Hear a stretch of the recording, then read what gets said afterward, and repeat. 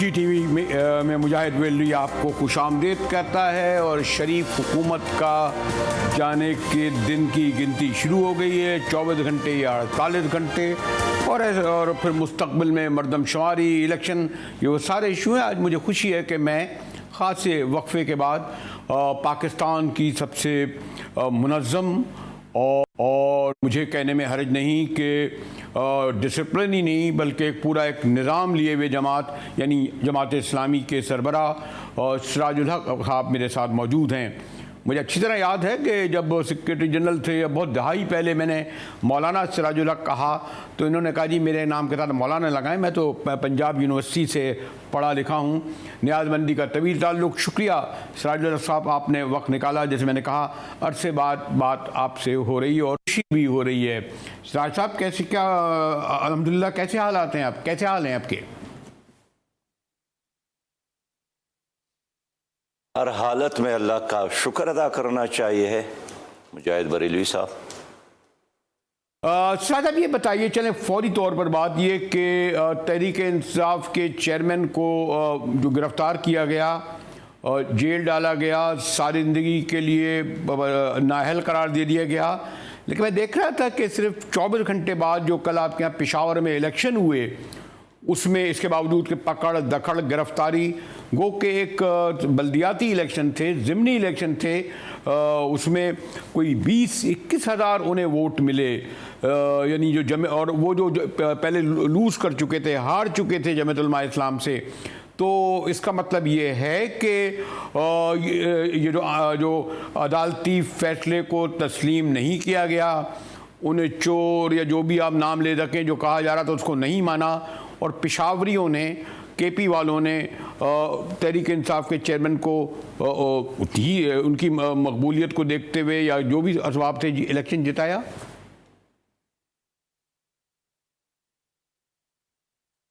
جی دیکھیے مجاہد صاحب، ایک ریئیکشن تو سامنے آیا ہے اور اس الیکشن میں وہ نظر آیا، اگرچہ جے یو آئی کے ساتھ وہاں گورنر صاحب نے بھی حصہ لیا، ان کے بہت سارے وزراء نے بھی مہم چلائی، پھر وہاں قومی اسمبلی کا جو ممبر ہے انہوں نے بھی اس ساتھ دیا، ان کی کمپین چلائی، جو اس وقت پبلک کمیٹی کے چیئرمین ہے نور عالم خان صاحب، انہوں نے بھی بھرپور مہم چلائی، لیکن اس کے باوجود عوام کا ایک رد عمل تو سامنے آیا ہے۔ تو اس رد عمل کو آپ کیا کہیں گے؟ اس کا مطلب یہ سمجھیں گے کہ رد عمل کے نتیجے میں یعنی عوام، شاید ہمارے یہاں ایک روایت بھی ہے کہ ایک مظلوم سے ہمدردی بڑھ جاتی ہے، کسی کا ذاتی ہو تو بڑھ جاتی ہے، انہوں نے یہ تسلیم نہیں کیا کہ واقعی جو الزام کے تحت انہیں بھیجا گیا ہے، بے دخل کیا گیا ہے، اسے رد کر دیا، اور یہ جو رد عمل ہے اس کو ہم کیا مستقبل میں یہی رجحان اور ٹرینڈ دیکھیں گے؟ میرا خیال ہے کہ اگر اس دن عمران خان صاحب کی گرفتاری نہ ہوتی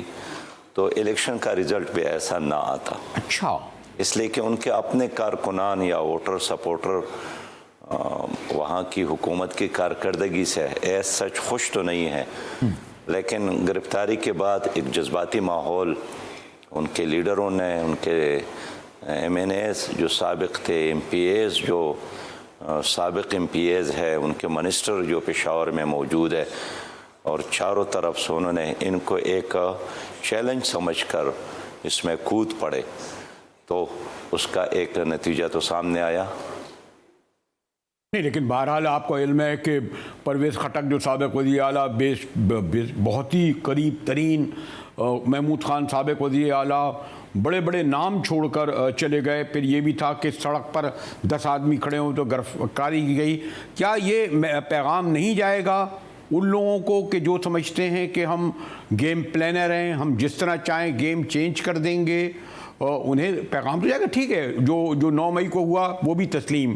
ان کی اگر کرپشن ہوئی، نااہلی ہوئی، وہ بھی تسلیم، اس کا فیصلہ عوام کریں گے، لیکن یہ پیغام بھی تو گیا ہوگا فوراً 24 گھنٹے بعد جو گیا، اور اس پیغام کے نتیجے میں کیا آپ سمجھتے ہیں کہ وہ جو گیم پلانر اپنے اسی پر قائم رہیں گے کہ انہیں ایلیمنیٹ کیا جائے تحریک انصاف کے چیف کو؟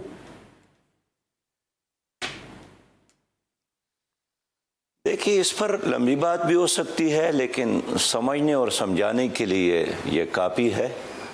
جو سامنے آیا ہے۔ میں پھر کہوں گا کہ ایک رد عمل کی طور پر وہاں ان کو ووٹ ملا ہے، اور عدالتی فیصلے، جج کا اختیار اپنی جگہ پر، کوئی قانونی دفعہ اپنی جگہ پر، پروسیجر اپنی جگہ پر، لیکن سب سے زیادہ جو طاقتور چیز ہے وہ کسی جج کے فیصلے کے پش پر عوام کی اخلاقی تائید ہے۔ اگر وہ موجود ہے تو آپ اس کو ایک ایسا فیصلہ کہہ سکتے ہیں جو لوگ آسانی کے ساتھ ہضم کر سکتے ہیں، قبول کر سکتے ہیں، لیکن اگر ایک فیصلہ خواہ کتنا ہی ٹھیک کیوں نہ ہو، لیکن اگر عوام کی اخلاقی تائید اس کو حاصل نہیں ہے تو ٹیکنیکلی، فنی لحاظ سے، قانونی لحاظ سے ٹھیک ہونے کے باوجود بھی وہ ایک کمزور فیصلہ ہوتا ہے۔ صاحب آپ کافی ان کے پہلے الائی بھی رہے اور بڑے سخت ناقد رہے تحریک انصاف کی کارکردگی کے، وہ چلے گئے، اب جو موجود ہیں کیا یہ جو آنے کے لیے تیار بیٹھے ہیں، آپ کیا سمجھتے ہیں یہ جس طریقے سے جو منظرنامہ ہمیں نظر آ رہا ہے، مینیپولیشن نظر آ رہی ہے، مجھے اس سے زیادہ میں لفظ معتاد استعمال نہیں کروں گا، تو آپ کی ایک بڑا وہ ہے نا کہ عمران خان کو جانا چاہیے، کارکردگی نہیں ہے، تو یہ لوگ جو بیٹھے ہوئے ہیں کیا ان کی کارکردگی؟ ویسے میں پڑھ رہا تھا آپ کہہ رہے تھے کہ اگر عمران خان صاحب کے ساتھ اگر یہ دونوں بھی جیل میں جاتے تو مجھے خوشی ہوتی، یہ کیوں نہیں گئے جیل میں؟ مجاہد بریلوی صاحب جو 15 مہینے پی ڈی ایم کی حکومت رہی حضرت مولانا فضل الرحمان صاحب کی سربراہی میں، اور شہباز شریف صاحب وزیر اعظم تھے، اور پھر پیپل پارٹی کا اتحاد بھی ساتھ تھا، ان کی کارکردگی تو بہت بدترین ہے، اور یہ قوم کا سامنا نہیں کر سکتی،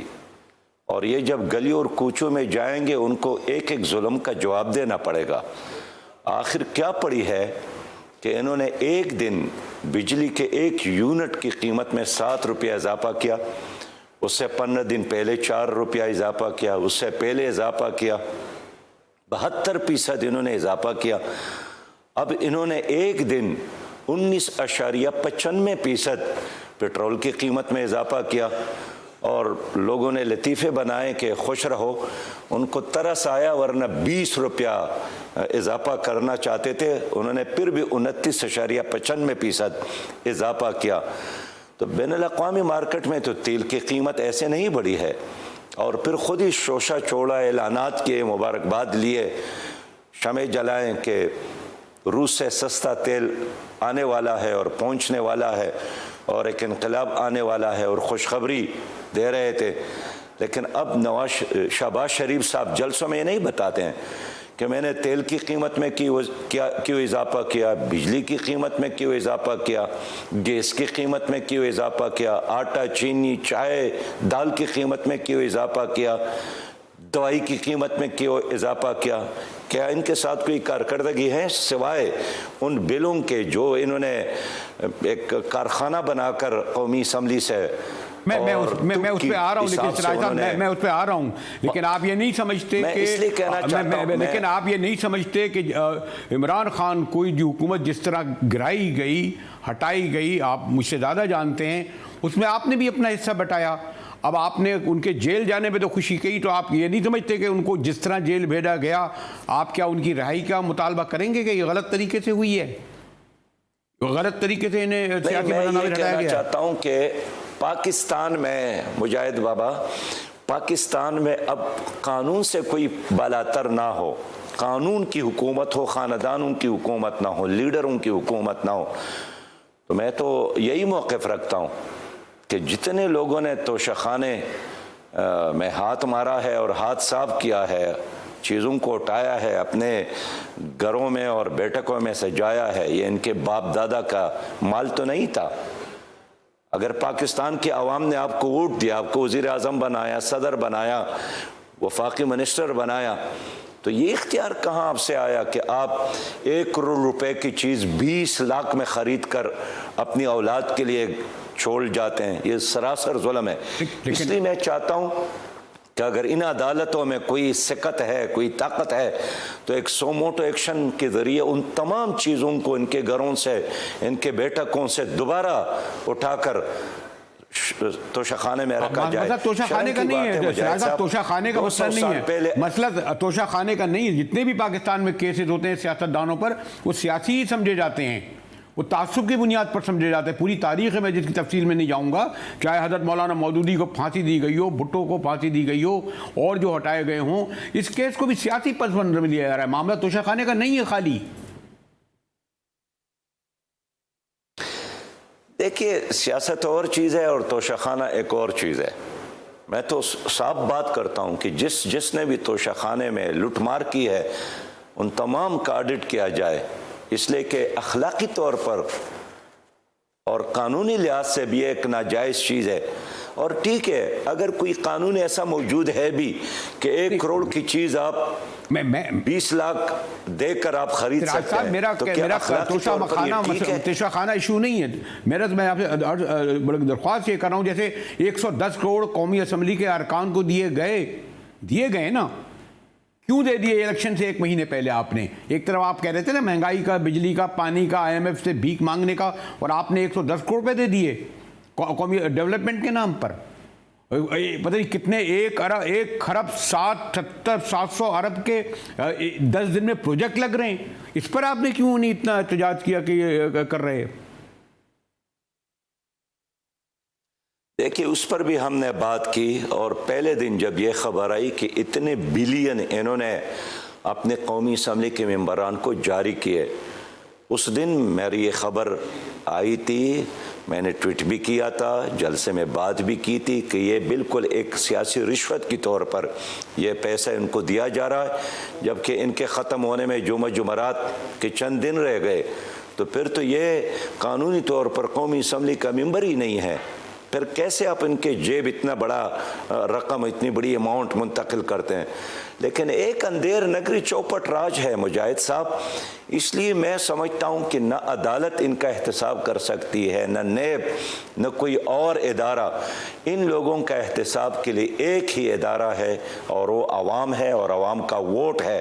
آپ چاہے تو آپ کا ووٹ اس ظلم اور جبر کے خلاف استعمال ہو سکتا ہے، یہ اندھیری رات ختم ہو سکتی ہے۔ لیکن آپ یہ نہیں سمجھتے کہ پی ڈی ایم کے مقابلے میں جو تحریک انصاف کی حکومت کو ہٹانے میں جو آپ کا کردار تھا، آپ اسے درست سمجھتے ہیں اگر آپ کمپیئر کریں دونوں میں؟ دیکھیے، پی ٹی آئی کے خلاف جب انہوں نے عدم اعتماد لائے، میرے پاس آئے تھے، جناب شہباز شریف صاحب بھی تشریف لائے تھے، جناب زرداری صاحب بھی، دونوں نے ہمیں یہی کہا کہ آپ ہمارے ساتھ شامل ہو جائے۔ لیکن مجاہد صاحب، میں جانتا تھا کہ ان کا ایجنڈا ذاتی ایجنڈا ہے، مفادات کا ایجنڈا ہے، یہ اپنے کیسز ختم کرانا چاہتے ہیں، ملک اور قوم کو ترقی نہیں دینا چاہتے ہیں، اس لیے ہم نے ان کا ساتھ نہیں دیا۔ ہمارا 1 ووٹ تھا، یا زیادہ تھے یا کم تھے، جو بھی تھا، لیکن ہم اس عدم اعتماد کا حصہ نہیں بنے، اور اس پر ہم آج بھی خوش ہیں کہ اچھا ہے کہ ہم ان دونوں پارٹیوں سے فاصلے پر ہے۔ جماعت اسلامی اب ایک متبادل کی طور پر عوام میں موجود ہے، پی ڈی ایم کیا ہے اس پرانے اسٹیٹس کو کہ رکھوالے، فیسیلیٹیٹر، ان کے چوکیدار ہے اس نظام کا، جو ایک استحصالی اور طبقاتی نظام ہے اور 75 سالوں سے یہاں پر موجود ہے۔ ان کا تو دعویٰ یہی تھا نا کہ ہم آئیں گے، مہنگائی ختم کریں گے، بے روزگاری ختم کریں گے، بد امنی ختم کریں گے، IMF سے نجات پائیں گے، تیل سستا کریں گے، لیکن آئے تو مہنگائی میں اضافہ، بے روزگاری میں اضافہ۔ آج دیکھیں شہباز شریف صاحب پاکستان کو ایسے حالت میں چھوڑ رہا ہے کہ خیبر پختونخوا میں خودکش دھماکے ہو رہے ہیں، بلوچستان بالکل دھماکہ خیز بن گیا ہے، لوگوں کے لیے جینا مشکل ہو گیا ہے۔ اب وہاں کے حکومت کہتی ہے کہ جلسے نہ کرو، اس لیے کہ ان کو تحفظ دینا اب ہماری بس کی بات نہیں ہے۔ یہ دونوں صوبوں میں تو کم از کم حکومت اپنی سیکریٹریٹ تک محدود ہو گئی ہے۔ تو شہباز شریف صاحب کی کارکردگی یہی بم دھماکے، خودکش دھماکے، یہی تیل، آٹا، چینی، چائے، ڈیزل، گیس کی قیمتوں میں اضافہ، اتنا کارنامہ کیا ہے کہ ان کے اپنے کیسز، زرداری صاحب کی بھی اپنے کیسز ختم ہو گئے اور شہباز شریف صاحب اور ان کے خاندان کے کیسز ختم ہو گئے۔ اگر یہ کوئی کارنامہ ہے تو یہ تو انہوں نے کر کے دکھایا۔ یہ کہتے ہیں نا کہ ہم یہ کریں گے، وہ کسی شاعر، آپ خود شاعر ہے اور ادیب بھی ہے، کسی نے کہا تھا کہ جب گھر کی آگ بجھی تو کچھ سامان بچا تھا جلنے سے، سو وہ بھی ان کے ہاتھ لگا جو آگ بجھانے آئے تھے۔ تو یہ تو آگ بجھانے آئے تھے، لیکن جو جلنے سے سامان بچ گیا وہ بھی یہ اڑا کر لے گئے۔ اب آپ کو کیا یقین ہے کہ صرف ایک ہفتے پہلے مردم شماری کا ایشو اڑایا گیا؟ یہ 2 مہینے پہلے بھی کہہ سکتے تھے، یعنی اس کے معنی کی بدنیتی تھی کہ ایک ہفتے پہلے یہ ہے کہا جائے مردم شماری، تاکہ یہ 60 اور 90 دن میں الیکشن نہیں کرائیں، اور آج وہ کھلے عام یہ کہہ رہے ہیں کہ جناب اگلے سال الیکشن ہوں گے، مارچ میں ہوں گے۔ امیر صاحب موجود ہیں اور جو میں نے سوال کیا ہے اس کا تفصیلی جواب ان سے لیتے ہیں، ہمارے ساتھ رہیے گا۔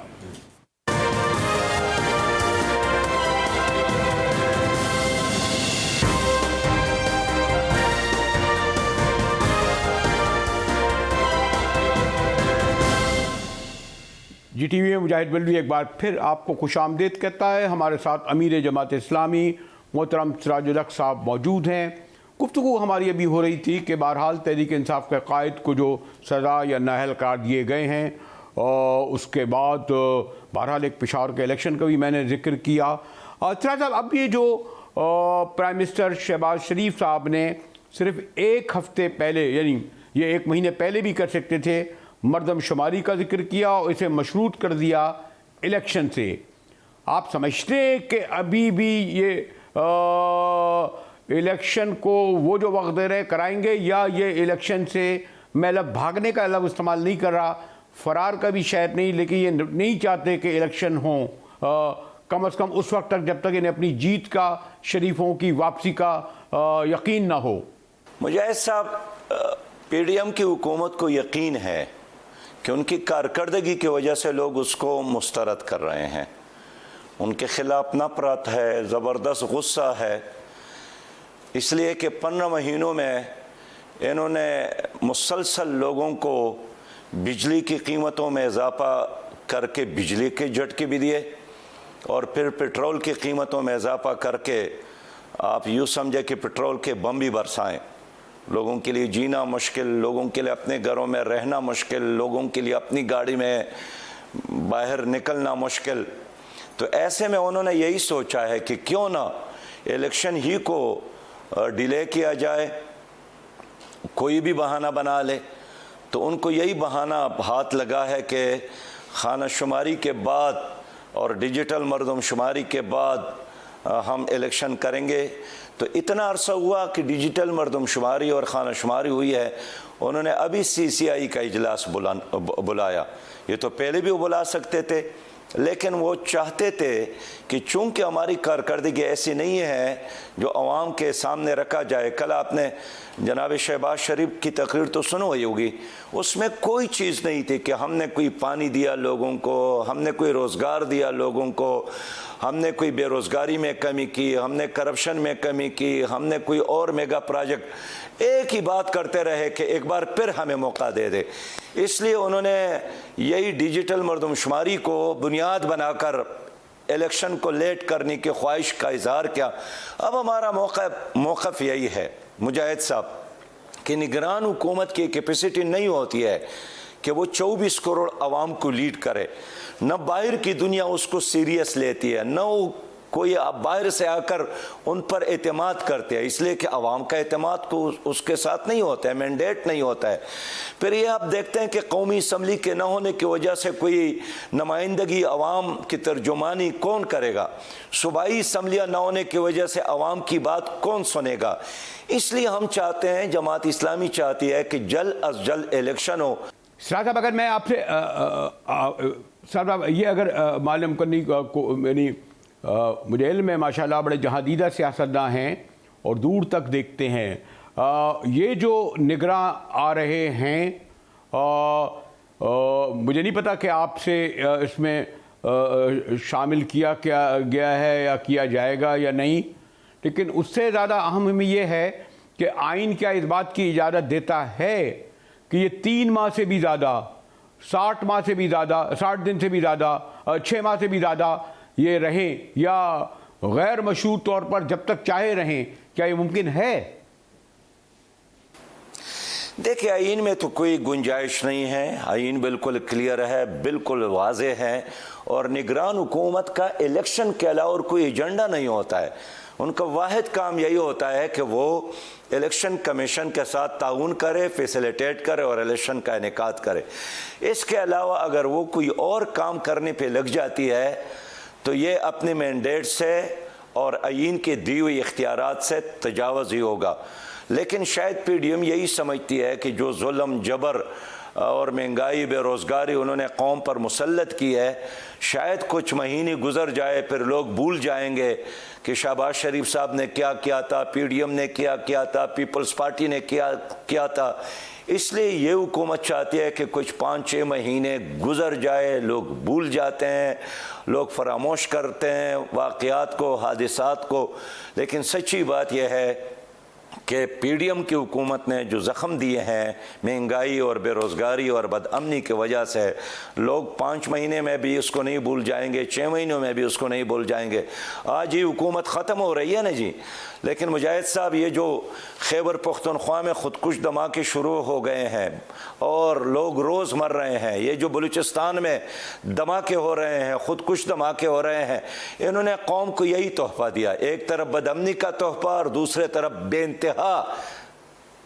مہنگائی کا تحفہ۔ حال یہ ہے کہ بین الاقوامی دنیا میں یہ سب کچھ نہیں ہو رہا ہے جو ہمارے ملک میں ہو رہا ہے۔ ہم سے افغانستان آگے نکل گیا، بنگلہ دیش آگے نکل گیا، نیپال اور بھوٹان آگے نکل گیا، خیر چائنا اور ہندوستان کی تو بات ہی نہیں کرتے ہیں۔ تو کیا وجہ ہے کہ وسائل یہاں زیادہ ہے، معدنیات یہاں زیادہ ہے، اپرچونٹیز یہاں زیادہ ہے، لوگ یہاں کے باصلاحیت ہے، 1000 کلومیٹر ساحل ہمارے ساتھ ہے، نوجوان ہمارے باصلاحیت ہے، لیکن اس سب کچھ کے باوجود اس لیے کہ ہماری حکومت فیئر نہیں ہے، قانون کے بالادستے نہیں ہے، کرپشن ہے، لوٹ مار ہے، کمیشن خوری ہے، تو کرپشن اور کمیشن جہاں پر ہو وہاں سونے کے پہاڑ بھی نکل آئیں، قوم ترقی نہیں کر سکتی ہے۔ سراج، جب میں افغانستان کے حوالے سے یا جو یہاں پر جو کچھ ہو رہا ہے، خاص طور پر جو آپ کے علاقے میں ہو رہا ہے، اس کا ذمہ دار ہم کابل کو زیادہ ذمہ دار ٹھہرائیں یا اسلام آباد میں پالیسی نگاروں کو؟ دیکھیں، اگر آپ کے ملک میں بدامنی ہے تو اس بدامنی کو ختم کرنا آپ کی حکومت کی ذمہ داری ہے، آپ کے اداروں کی ذمہ داری ہے۔ اور اگر آپ کا افغانستان کے ساتھ کوئی مسئلہ ہے تو وہاں اس وقت تو ایک حکومت قائم ہے، ان کے ساتھ بات کرے۔ وہ ایسا نہیں ہے کہ کوئی دور کے لوگ ہیں، آپ کے پڑوسی ہے۔ بہت سارے ایسے مسائل ہیں کہ پاکستان کے بغیر افغانستان کے معاملات بھی ایسے نہیں ہیں کہ حل ہو سکتے ہیں، یہ دونوں ایک دوسرے کے لیے لازم ملزوم ہے، یہ دونوں پڑوسی ہے، ایک دوسرے کے ساتھ الجھے ہوئے ہیں، ڈیپینڈیبل ہے۔ ہم اس لیے چاہتے ہیں کہ اس حوالے سے ہماری حکومت، ہمارے ادارے، ہمارے جو سیکیورٹی کے ادارے ہیں وہ اپنا فرض پورا کرے۔ قوم کیا کر سکتی ہے؟ قوم ٹیکس دے سکتی ہے، قوم اپنا پیٹ کاٹ کر اس حکومت کو چلانے کے لیے پیسہ دے سکتی ہے، لیکن سیکیورٹی اور حفاظت یہ تو ریاست اور حکومت اور اداروں کی ذمہ داری ہے۔ سراج صاحب، اب اگر میں آپ سے ایک آخر میں کنکلوڈنگ کویسچن یہ معلوم کروں کہ اس وقت جو صورتحال ہے، غیر یقینی سی صورتحال ہے، اور میں نے کہا نا بے شمار سوال ہیں، نگراں حکومت آئے گی، نگراں حکومت نئی حلقہ بندیاں مردم شماری کو فالو کرے گی، پھر حلقہ بندیاں کرے گی، حلقہ بندیوں کے بعد اسے چیلنج کیا جائے گا، انتخابات کے آگے بڑا سوالیہ نشان، اور پھر مارچ میں سینٹ آئے گی۔ تو یہ جو تمام بڑے بڑے فیصلے کرنے ہیں، کیا آپ سمجھتے ہیں کہ یہ فیصلے یہ تنہا پی ڈی ایم کرے گی؟ یہ آپ یا بہرحال تحریک انصاف ایک حقیقت ہے، بھلے عمران خان سے قائد ہو یا نہ ہو، یا آپ کے خیال میں نہیں، ہمارے ہاں جو مقتدر حلقے جو فیصلہ کریں گے وہی اصل میں فیصلے ہوتے ہیں؟ دیکھیے، یہ سیاسی جماعتیں بھی نئی نہیں ہیں اور یہ اسٹیبلشمنٹ بھی کوئی نئی چیز نہیں ہے، یہ سب کے سب پہلے سے موجود ہے، اور پہلے انہوں نے پی ٹی آئی کی حکومت لایا، بعد میں پی ڈی ایم کو بھی لایا، لیکن اس سب کچھ کے ہوتے ہوئے بھی ملک اس وقت بھی مسائل سے دوچار ہے۔ تو میرا مخلصانہ رائے یہی ہے کہ نگران حکومت کو کوئی غیر آئینی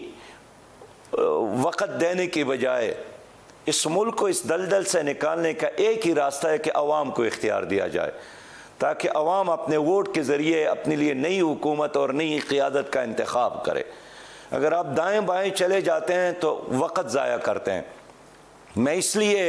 سمجھتا ہوں کہ اگر پی ڈی ایم نے مسائل حل نہیں کیے، جس کے ساتھ اسٹیبلشمنٹ نے بھی بھرپور تعاون کیا، بین الاقوامی جو دوست ممالک تھے انہوں نے بھی ان کے ساتھ بھرپور تعاون کیا، اس کے باوجود بھی ایک مسئلہ یہ حل نہیں کر سکے، تو نگران حکومت کیا کرے گی جس کے پشت پر نہ عوام، نہ اسمبلی، نہ کوئی اور ادارہ؟ اس لیے اصل جو طاقت ہے وہ عوام کا ہے، عوام کو موقع دینا چاہیے تاکہ ووٹ کے ذریعے وہ اپنے لیے نئی حکومت کا فیصلہ کرے۔ اگر آپ نے اس کو جتنا بھی ڈیلے کیا، اتنا ہی ملک کو، قوم کو نقصان ہوگا۔ سراج صاحب سے گفتگو ہو رہی تھی، لیکن مجھے کیمرے کے پیچھے سے کہا جا رہا ہے کہ میں اپنی گفتگو کو سمیٹوں، حالانکہ ہمیں کافی تفصیل سے ابھی بہت سارے ایسے سوال تھے جس پر جو بڑے باخبر ہمارے امیر جناح ہیں ان سے گفتگو کرنی تھی۔ شکریہ سراج الحق صاحب، اور اس کے ساتھ ہی جی ٹی وی سے مجاہد ویلڈی کو اجازت دیجیے۔